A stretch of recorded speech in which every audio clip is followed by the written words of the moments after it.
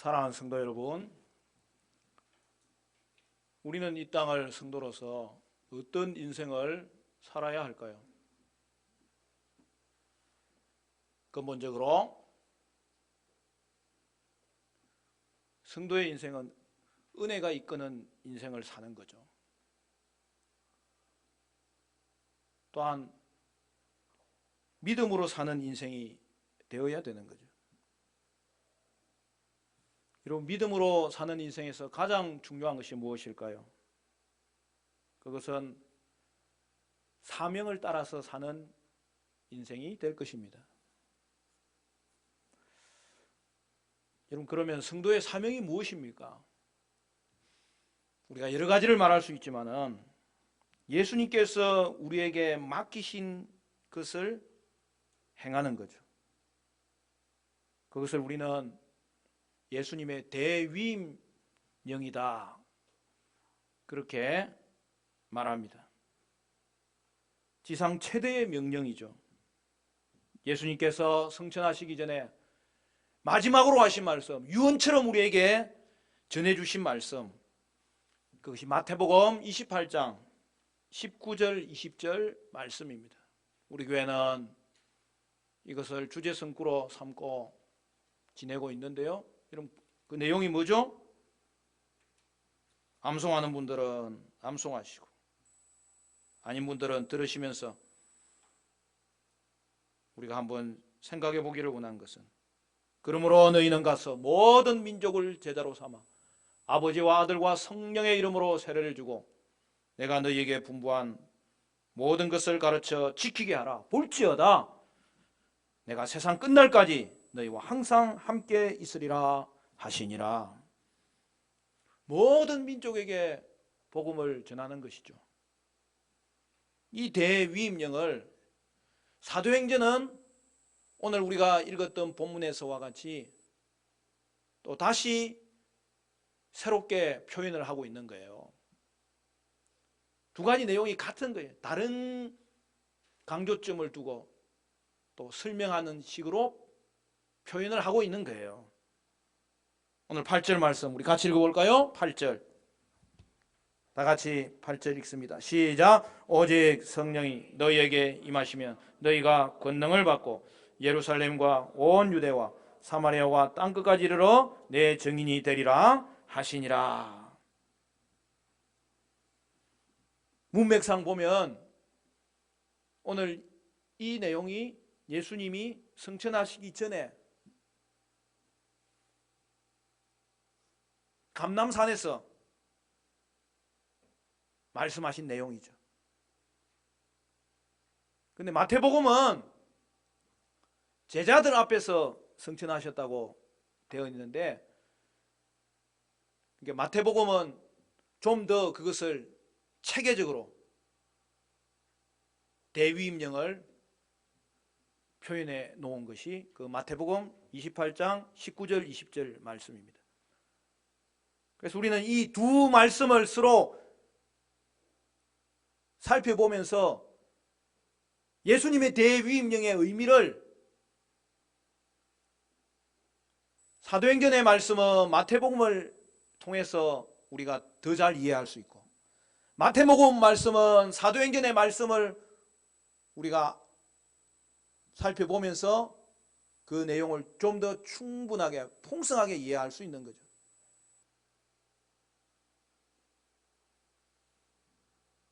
예수님의 대위임령은 땅끝까지 복음을 전하는 것입니다. 그러므로 여러분, 성도의 사명은 이 한 가지 사실에 있어서는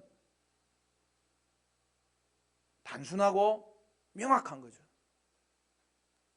복음 전도하는 거예요. 복음의 핵심인 예수 그리스도를 전하는 것이죠. 복음의 은혜를 전하는 것이죠. 구원의 은혜를 전하는 것이죠. 그리하여 무너진 세상 가운데서 구원받아서 하나님 나라 백성이 되게 하는 것이죠. 다음 주일 우리 4월 30일은 우리가 봄 되면 해마다 새학기를 시작하면서 2달간 전도 주간을 선포하고 이제 마지막 D-Day 2023년 새생명 축제를 우리가 여는 날입니다.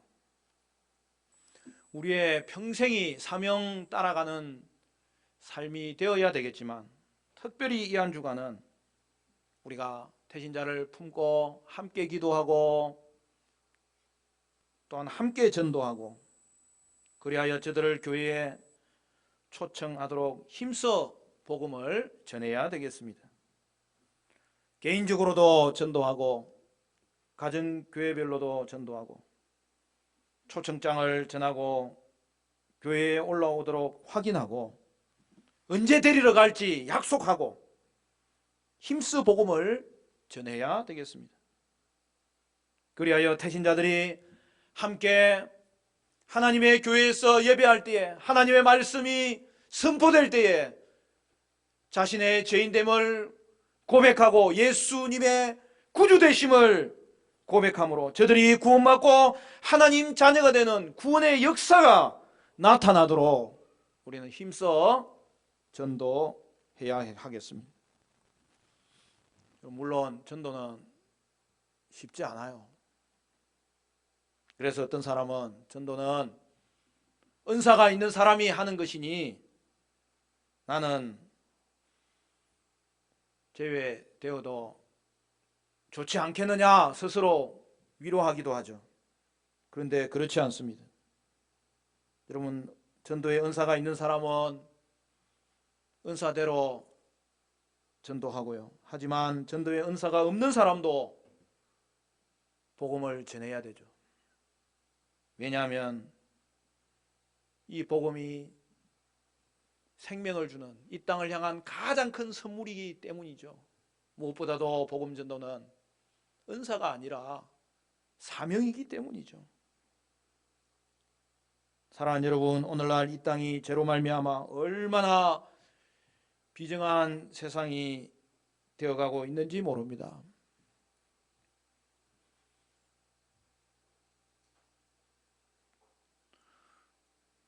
돈을 얻기 위해서 청부살인을 하는 그러한 일들이 서울 한복판에서도 벌어지고 있는 것을 우리는 뉴스를 통하여서 듣습니다.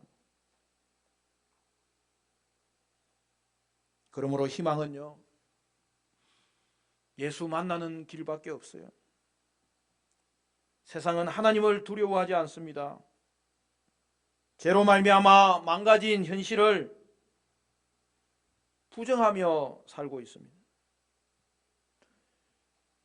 지식인들로부터 평범한 사람에 이르기까지 죄의식 따위는 개나 줘버리라고 생각하면서 현실을 부정하며 삽니다. 하나님을 두려워하면 죄를 고백할 수밖에 없습니다.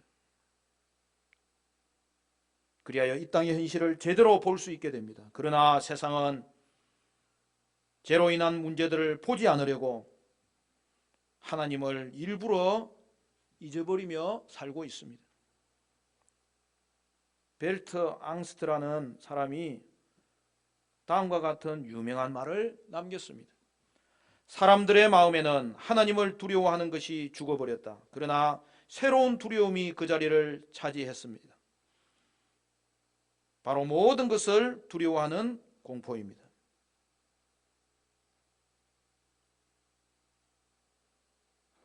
여러분, 이것이 오늘 이 땅의 인생의 모습 아닙니까?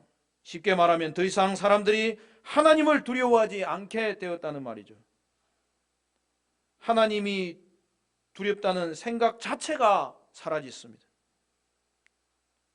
사람들은 그렇게 되면 얽매이는 것이 없이 편안하고 자유롭게 살 줄 알았습니다. 그렇지 않습니다. 또 모든 것에 자신감이 생길 줄 알았습니다. 그러나 결과는 그렇지 않습니다. 그 안에 어느새 모든 종류의 두려움이 대신 자리를 잡습니다. 모든 것을 두려워하는 공포가 마음에 들어옵니다. 여러분, 요즘은 얼마나 몸에 신경을 많이 쓰고 건강 관리를 하는지,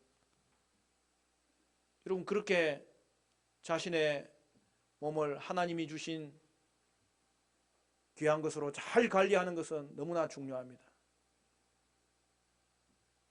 그런데 어떤 경우는 건강 관리가 지나쳐서 혹시 나는 또 다른 병에 걸리지 않을까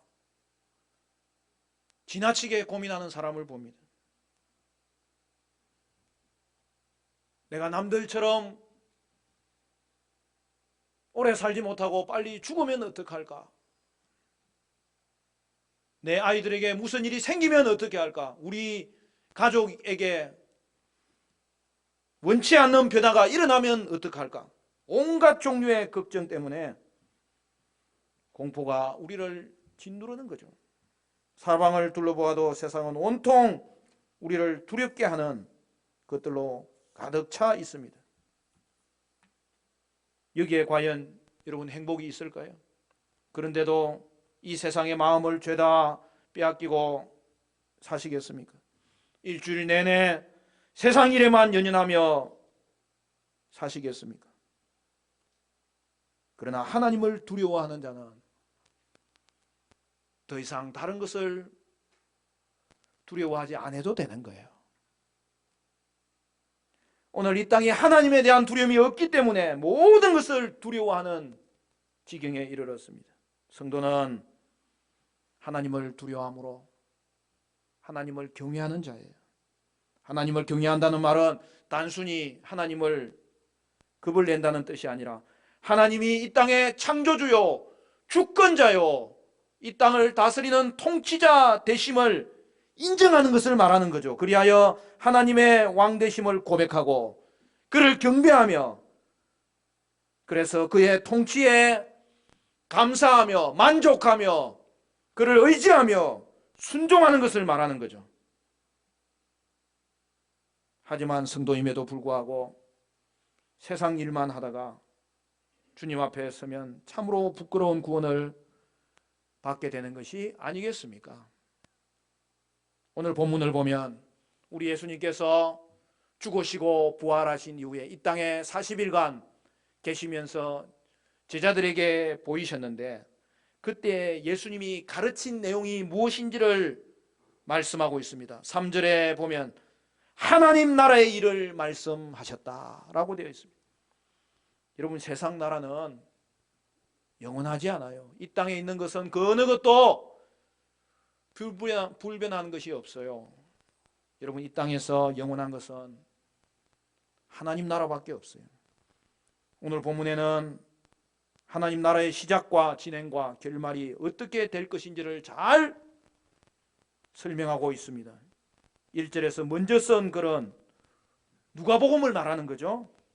이 땅에 예수님이 오셨고 그의 행하시고 가르치심과 또한 마지막으로 예수님의 십자가와 부활을 통해서 이 땅에 하나님 나라가 이미 시작되었다는 거예요. 그리고 하나님 나라는 어떻게 진행됩니까? 우리가 읽은 8절 말씀에서 보듯이 하나님의 나라는 하나님이 세우신 교회를 통하여 교회가 전하는 복음 전도를 통하여 땅끝까지 완성되어 가고 있다는 거죠. 하나님 나라를 건설하고 그 나라를 완성하기 위해서 하나님은 교회를 세우셨다는 것입니다. 그리고 하나님 나라는 언제 완성됩니까? 9절 이하에 예수님의 승천하시는 장면을 보고 있던 제자들에게 두 천사가 어떻게 말합니까? 너희가 보는 그대로 다시 오시리라. 즉 재림을 통하여 하나님의 나라가 완성되고 영원히 지속될 것을 가르쳐 주십니다. 그러므로 여러분 세상 나라는 하나님 나라의 터전이에요. 지금 이 시대는 세상 나라와 하나님 나라가 함께 진행되고 있는 시대입니다. 그래서 우리는 지금 이 시대 가운데 지금부터도 하나님 나라에 소속될 수 있는 그러한 일들이 벌어진다는 것을 기억해야 됩니다. 이 땅에 하나님 나라가 임했고 확장되고 있습니다. 그러므로 이제 세상 나라의 의미는 하나님 나라가 이곳에 임하는 데 있는 거예요.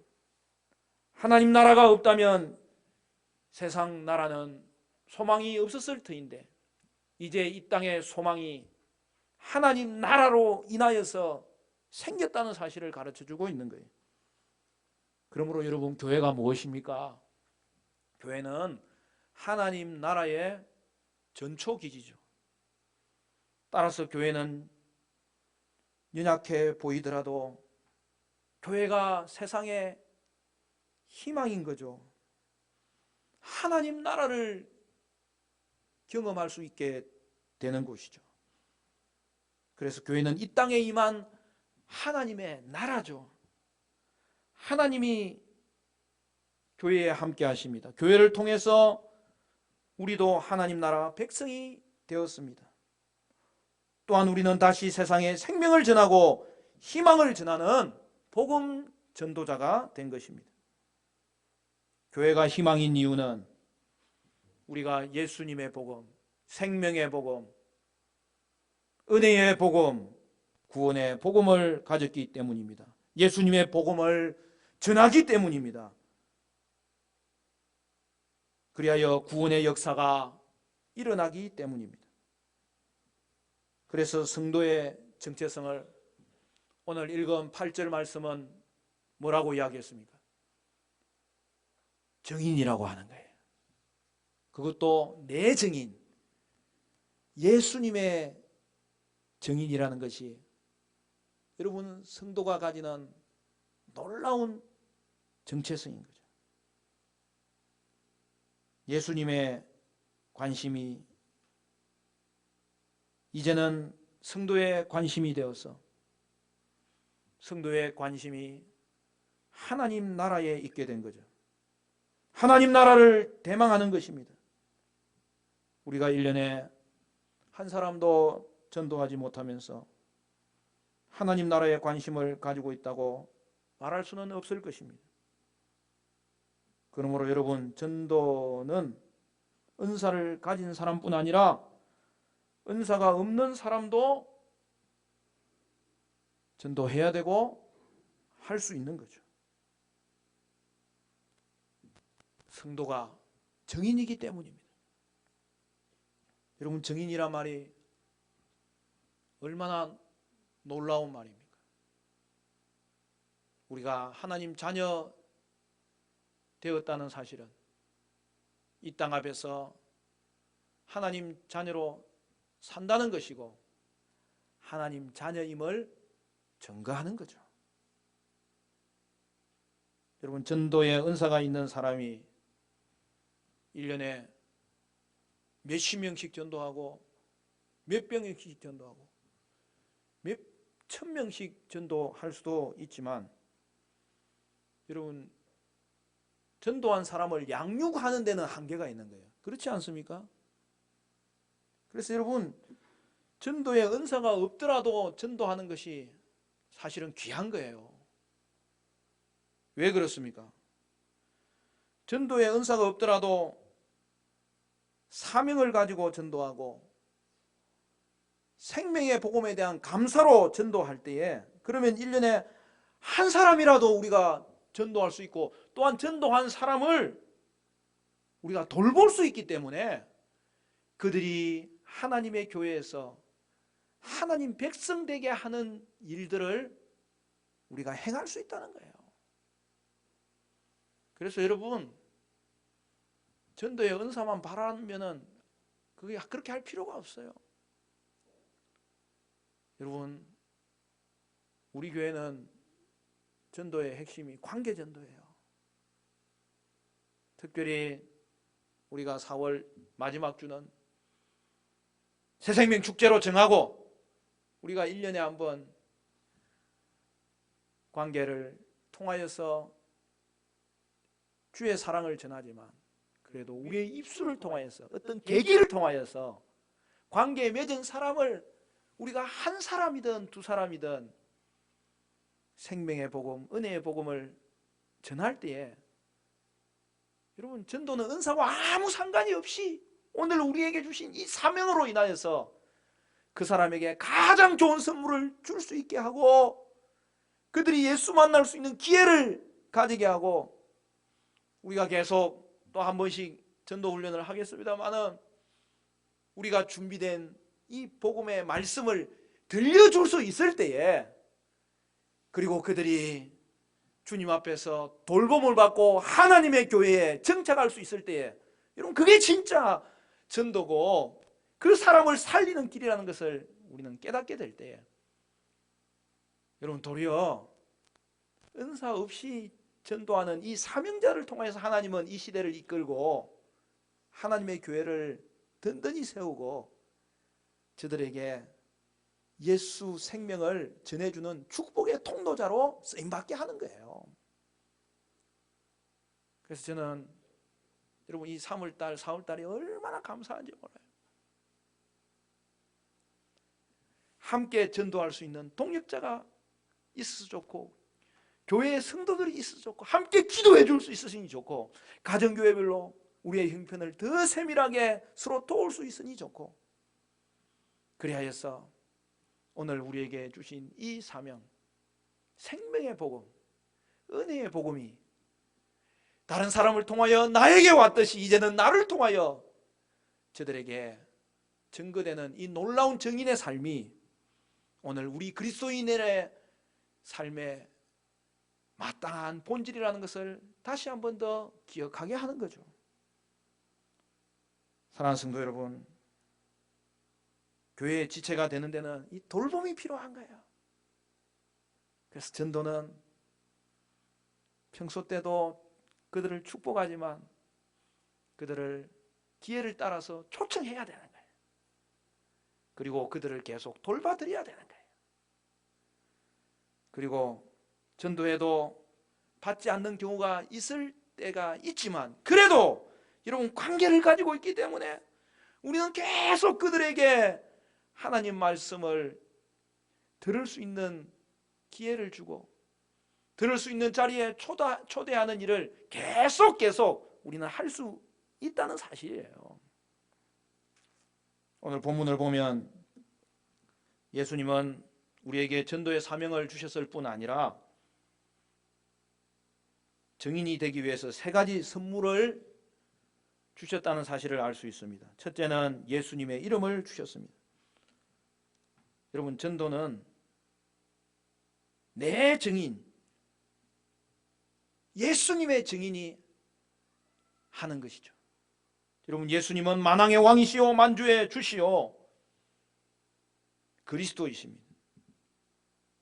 그러므로 예수의 이름에는 놀라운 권세가 있어요. 그래서 우리는 예수 이름을 전하는 거죠. 예수님이 이 땅의 유일한 구원자요 왕이심을 전하는 거죠. 그런데요, 놀라운 사실은 주의 복음을 전해받은 사람들이 주의 이름을 부를 때에 여러분 그들에게 생명이 임합니다. 구원이 임합니다. 은혜를 누릴 수 있게 됩니다. 두 번째로는 성령의 권능을 주셨습니다. 우리가 구원받은 것도 성령의 역사죠. 그리하여 성령께서 우리 안에 거하시게 되었습니다. 전도도 성령께서 하시는 거예요. 우리는 최선을 다하여 사랑하고 복음을 전할 뿐이고, 성령께서 함께 하심으로 우리가 기도하고 의지하고 전할 때에 성령께서 그들 가운데 역사하시는 거죠. 복음 전도는 우리가 가는 것이지만 성령이 함께 가는 거예요. 성령께서 우리 안에 거하십니다. 이것을 믿는다면 우리는 그를 의지하여 능력 있게 두려워하지 않고 담대하게 전도할 수 있습니다. 우리는 먼저 담대하게 주의 복음 전하는 일에 우선을 두고 그들을 하나님의 교회로 인도하는 일에 우선을 둘 때에 성령께서는 그들에게 역사하셔서 성령께서 그들을 변화시키는 것이 바로 전도의 원리인 것입니다. 성령께서 이미 우리 안에 거하고 계시기 때문에 우리는 담대하게 전도할 수 있습니다.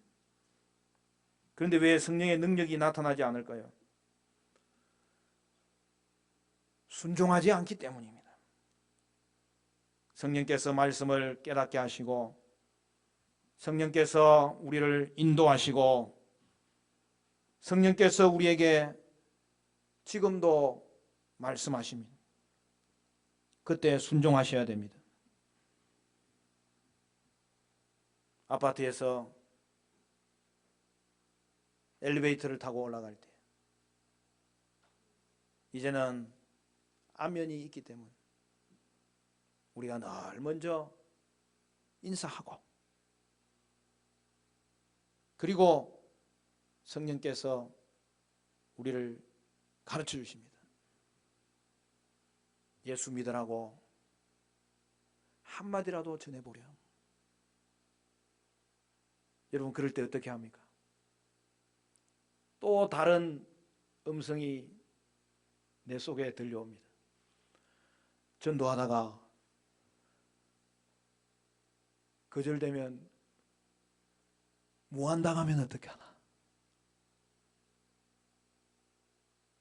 여러분 성령께서 믿지 않는 자들을 만나게 할 때에 복음을 전하도록 우리에게 가르쳐 주시는 거예요. 그런데 우리가 자꾸 거부하는 거예요. 그러면 능력이 나타나지 않습니다. 여러분 성령께서 역사하시니 우리가 예수를 믿을 수 있습니다. 또한 성령께서 역사하시니 그가 우리 마음에 거하실 뿐만 아니라 복음을 전할 수 있습니다. 그러므로 여러분 전도는 성령님을 의지하는 거예요. 성령님의 권능을 또한 의지하는 거예요. 세 번째는 하나님 나라의 비전을 주셨습니다. 사도행전 오늘 1장 말씀 이후에 2장에는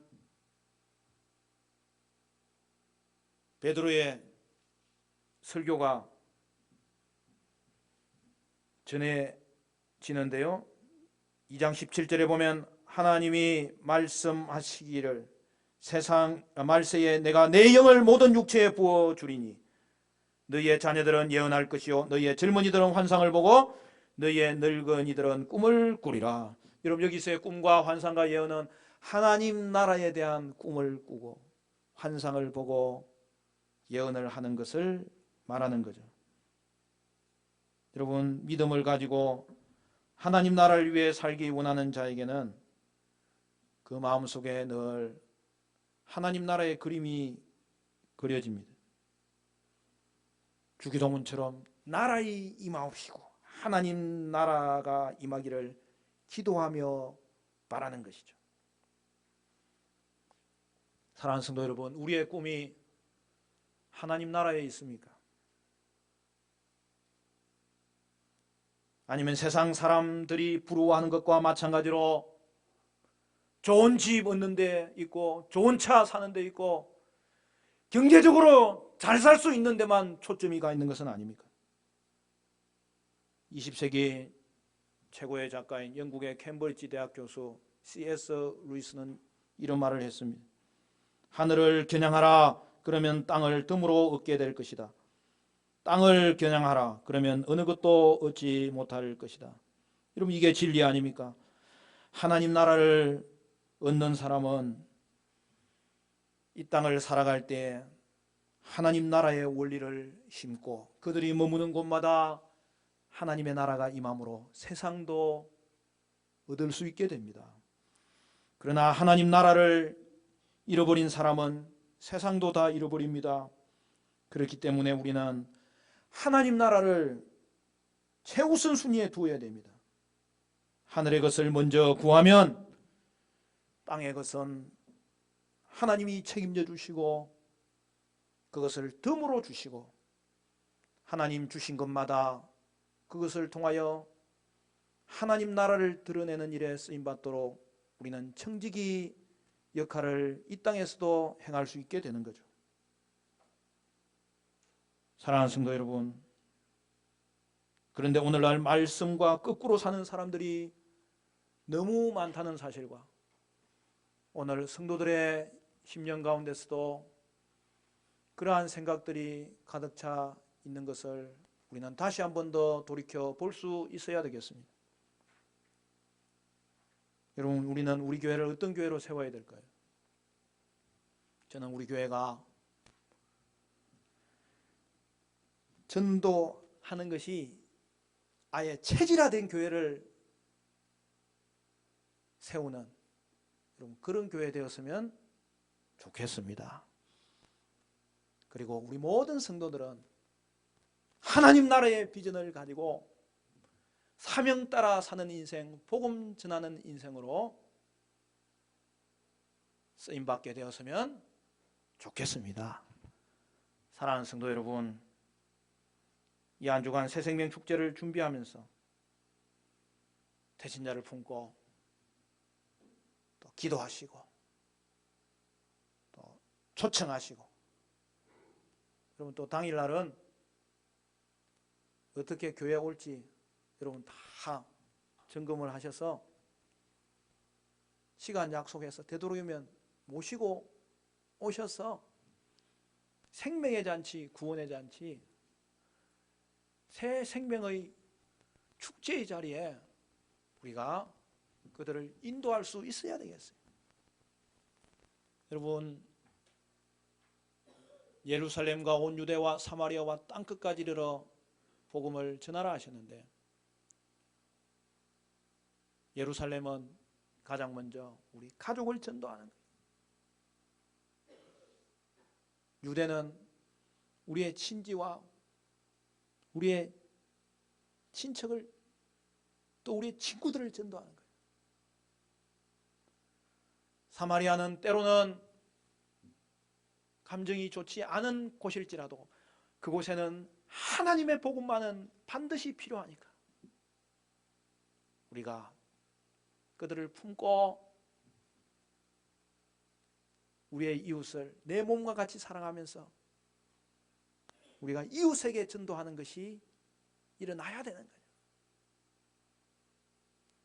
뿐만 아니라 땅끝까지 전도할 뿐만 아니라 선교하면서 복음 전하는 사명을 감당할 수 있어야 되겠는데, 오늘 가족과 친지와 친구와 우리의 이웃과 우리의 동료들을 주님 앞에 나오도록 복음 전도하는 일이야말로 그들에게 가장 큰 선물이 될 것인 만큼 우리는 이 한 주간 기도에도 힘쓰고 또 가정교회별로 서로 도와주면서 또 예배 순서 맡은 자들은 예배를 사모하면서 그렇게 우리가 힘써 전해야 될 것입니다. 우리 청소년부도 일부에 같이 하는데, 요즘은 시대가 그렇잖아요. 다 교회 근처에서 걸어서 오던 시내가 아니라 멀리서 우리가 이사도 가고, 그리고 하나님의 교회의 권속으로서 하나님의 교회의 공동체를 이루고 있잖아요. 여러분, 그래서 요새는 차만 있으면 우리가 1시간 안에는 신앙생활 할 수 있어요. 특히 우리 교회 성도님들은 교회와 멀리 떨어져 있는 분들이 많아요. 그러나 우리가 공동체를 이루었기 때문에 사모하는 마음을 가지고 주의 날 함께 모일 때 얼마나 기쁘고 반갑고,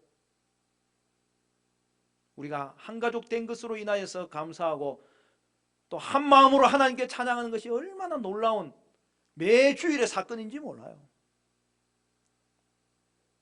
그래서 우리 청소년부 형제가, 목사님 인천에서도 데리고 와도 됩니까?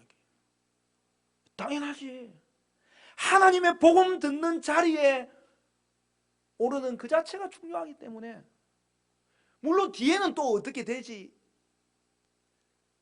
뭐 상황이 달라질 수도 있어요. 그러나 복음 듣는 자리에 우리가 새생명 축제만큼은 다 모시고 오는 거예요. 우리는 복음을 전할 뿐이고 하나님께 맡길 뿐이고 성령을 의지할 뿐이고, 그때 하나님은 그들에게 역사하실 것이고, 때가 되면 하나님이 예수님의 구주됨을 고백하도록 다음 주도 우리를 사용하실 수 있고 그 다음 주도 사용할 수 있는 거고요.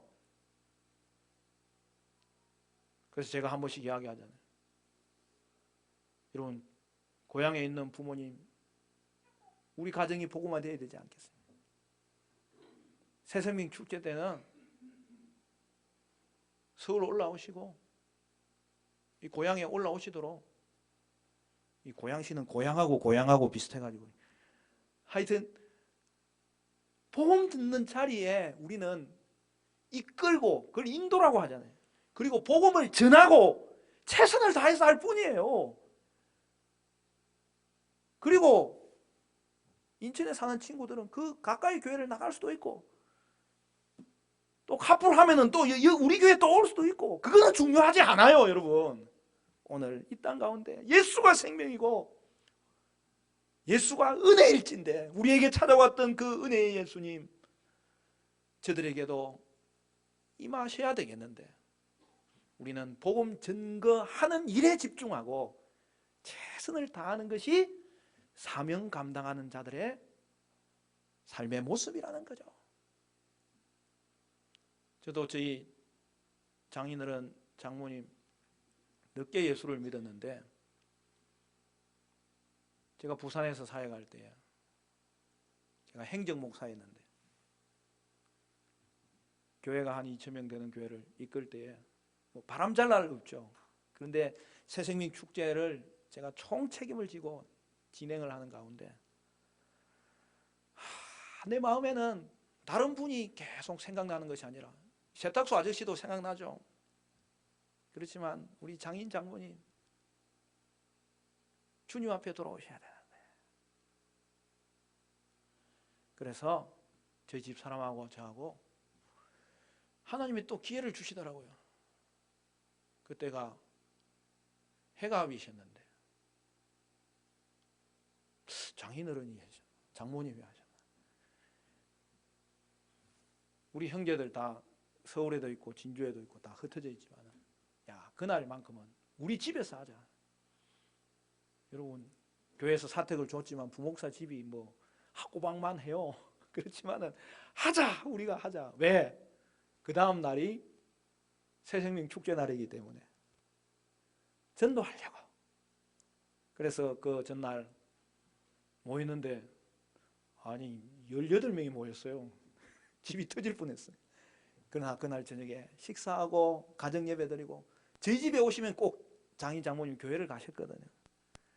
그리고 그날은 우리 처남 처제까지 다 하나님의 교회에 가서 예배 드리는데, 말씀을 듣는 중에 그 새생명 축제의 자리가, 복음 전한 자리가 축복된 이유는 그거예요.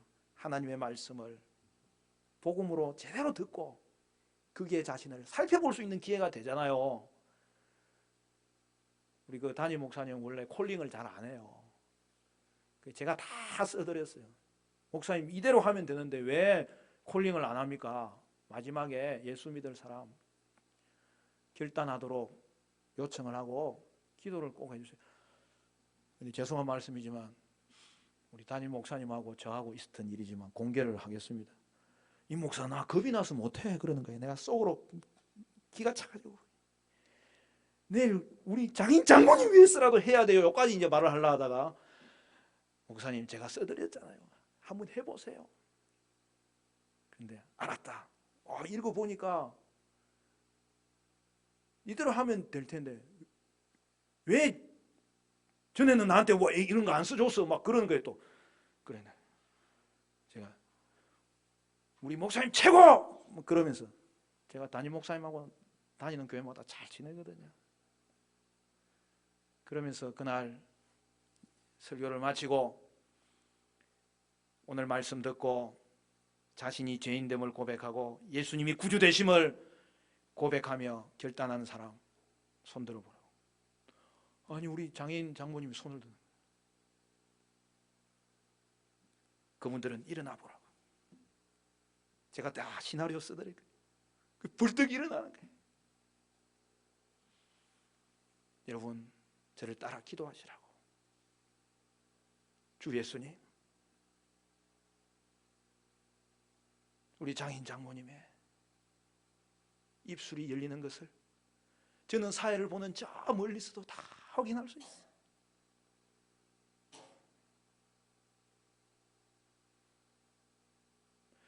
그때까지 우리 사모님이, 제가, 우리 아이들이 기도했는데 하나님이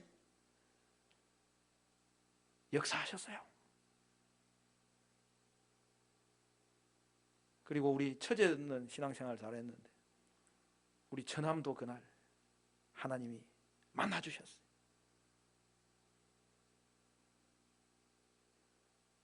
야, 그리고 나서 집에 돌아가셨는데 이제 그 다음 날이, 그 다음 주가 중요하잖아요. 예수를 믿었으면 하나님의 가족인 교회에 양육을 받아야 돼. 그게 축복인데. 그래서 사모님이 전화를 하니까 그래, 교회 갈 거다. 어느 교회 어디에 가려고 하는데 그거는 생각해 봐야지. 이제 그때부터 이게 흐릿해지는 거예요. 그래서 저희 집사람이, 저희가 자란 진주 성남교회, 우리 시어머니 계시는, 우리 시아버지 계시는 곳, 거기 가서 신앙생활 하면 좋겠다. 그랬더니 알았다 하는데, 여러분 그게 알았다가 아니잖아요. 그래서 저희 집 사람하고 저하고 의논해가지고 사모님이 전화를 했어요. 엄마, 나 지금 진주 가요. 그랬더니 야, 네가 왜 갑자기 와? 나 주일날 엄마하고 같이 교회 가려고 가요. 아니, 내가 알아서 갈 테니까 오지 마. 뭐 알아서 해요? 알아서 안 할 것 같은데. 제가 갑니다 하면서 전화를 끊고 출동을 했어요. 그랬더니 야, 사모가 주일 비워가지고 되냐? 아이고, 엄마 아빠 교회 가는 것은 우리 교회가 더 저기 찬성하는 일이라고. 야, 진짜 안 와도 나 가려고 했다. 그러면서 저희 집 사람 손을 잡고 장인 장모님이 교회에 가서 그날 등록했어요. 그 다음 주도 우리 집 사람이 전화해서 아버지, 이번 주도 교회 가실 거죠? 그럼 가지. 제발 오지 마라. 아니, 요번 주까지만 갈 거예요. 그러면서 전화를 끊는데 전화가 온 거예요. 진짜 오지 마. 진짜 갈 거야. 우리 장인이 택시 하시거든요. 그 택시가 이게 평생 직종이니까 너무 좋더라고. 그래서 가는 날 등록하고 그 다음 주부터 새가족 공부하고 1년 만에 세례받고 2년 만에 구역장이 또 되어버렸네. 야, 그래서 제가 이야기합니다. 우리 장인 장모님이 예수 믿는 코스 중에 최고 엘리트 코스라고, 제일 모범된 코스라고 말씀을 맺겠습니다. 사랑하는 성도 여러분, 우리는 어떻게 단지 복음 전하는데 사명을 다하고 복음 전하는 자리에 인도하는데 사명을 다할 때에 하나님은 주의 교회를 통하여 성령의 역사하심으로 은혜를 주실 때인데, 한 주간 새생명 축배를 준비하고 성령의 능력을 의지할 때 태신자 품고 기도하고 초청하는 가운데 우리의 유일한 구주 되시는 예수님을 만나는 구원의 역사가 우리 가운데 있게 되시기를 주님의 이름으로 간절히 축원합니다.